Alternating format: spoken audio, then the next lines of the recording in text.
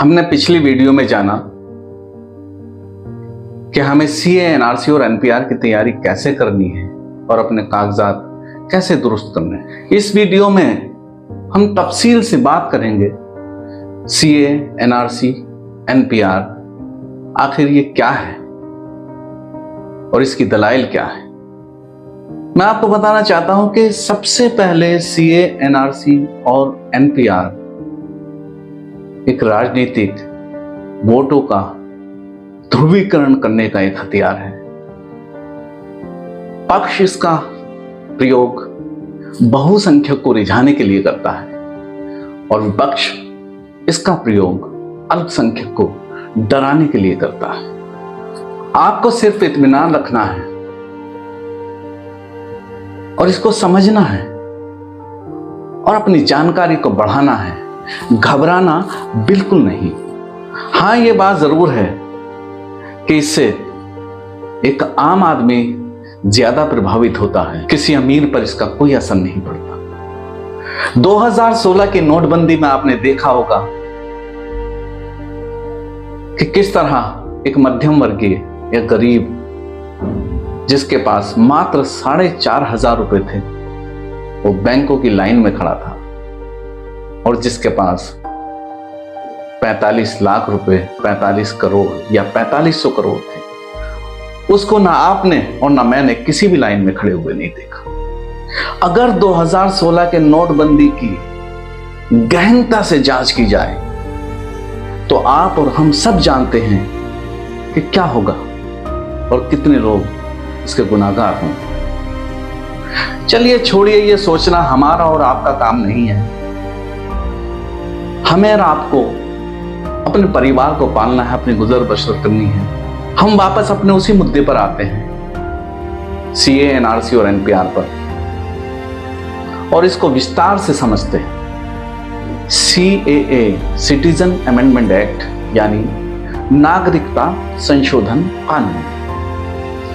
CAA, नागरिकता संशोधन अधिनियम, भारत सरकार के द्वारा 12 दिसंबर 2019 को पारित हुआ, जिसके तहत भारत में आए हुए प्रवासियों के लिए जो नियम थे उनको आसान बनाया गया। आसान शब्दों में कहें तो इस अधिनियम को भारत के पड़ोसी और मुस्लिम बहुसंख्यक देश पाकिस्तान, बांग्लादेश, अफगानिस्तान से आए हुए गैर मुस्लिम प्रवासियों के लिए नागरिकता कानून को आसान बनाया गया। इस कानून के तहत भारत में रह रहे पुश्तैनी मुसलमानों पर कोई असर नहीं पड़ता है।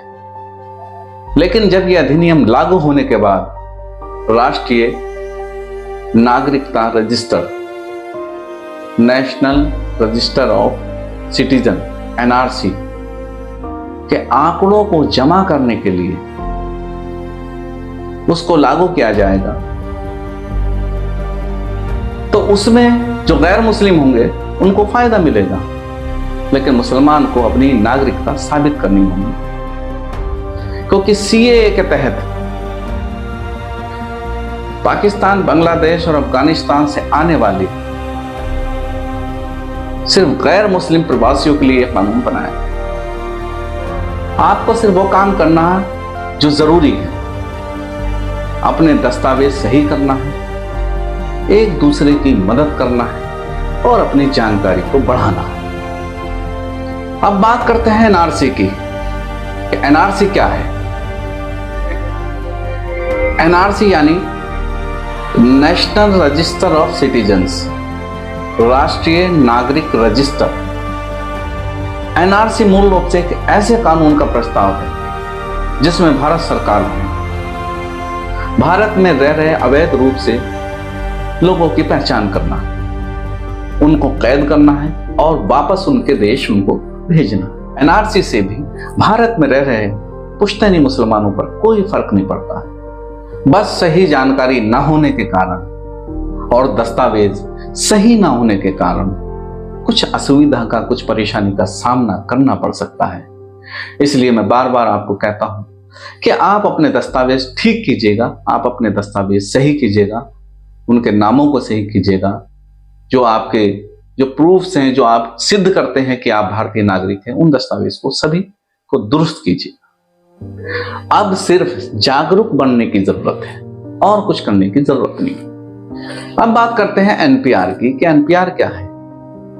यही तो है, इन्हीं के बारे में तो हमें बात करनी है। सीएए के बारे में हमें बात करनी है, हमें एनआरसी के बारे में बात करनी है और हमें एनपीआर के बारे में बात करनी है। और इसमें जो भी भ्रामक अफवाह या कोई भी ऐसी चीज है उससे हमें परहेज करना है, उसे हमने हटाना है और हमें सिर्फ वो काम करने हैं जो हमारे लिए जरूरी है। तो अब हम बात करते हैं एनपीआर की कि एनपीआर क्या है।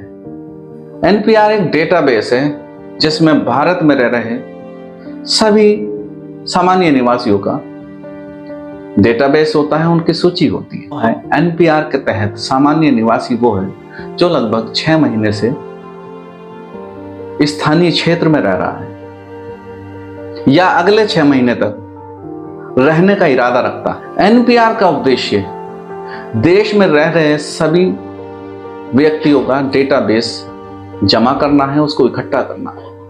एनपीआर में ऐसा क्या है जो किसी के लिए घातक हो सकता है, किसी के लिए परेशान कुन हो सकता है या किसी को परेशानी में डाल सकता है?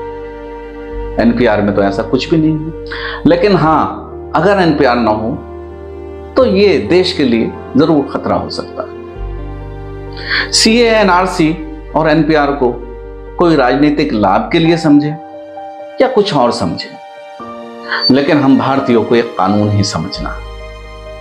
हर 5, 10, 15, 20 या 50 साल तक कोई भी राजनीतिक पार्टी सत्ता में रह सकती है, लेकिन एक ना एक दिन सत्ता परिवर्तन होता है। लेकिन देश की अस्मिता, देश का गौरव और देश का स्वाभिमान कभी नहीं बदलता, वो हमेशा एक समान रहता है। सभी भारतीय, सभी हिंदुस्तानी प्रयास करें कि हमारे देश की एकता और अखंडता बिखरने न पाए। हम एक दूसरे का हाथ पकड़कर चलें और अपने देश को विकास के बुलंदियों तक पहुंचाएं। मेरे देश में अगर कोई राजनीति हो तो सिर्फ विकास की राजनीति हो, धर्म की, जात की, बिरादरी की और संप्रदाय की राजनीति ना हो तो बेहतर है। अगर वीडियो पसंद आई है तो इस वीडियो को शेयर करें और चैनल को सब्सक्राइब करें ताकि आने वाले वक्त में ऐसी ही तमाम जानकारी की वीडियो आप तक पहुंचती रहे। मैं इकबाल तकी शेरकोटी आपसे इजाजत चाहता हूं। आदाब, नमस्कार, सत श्री अकाल।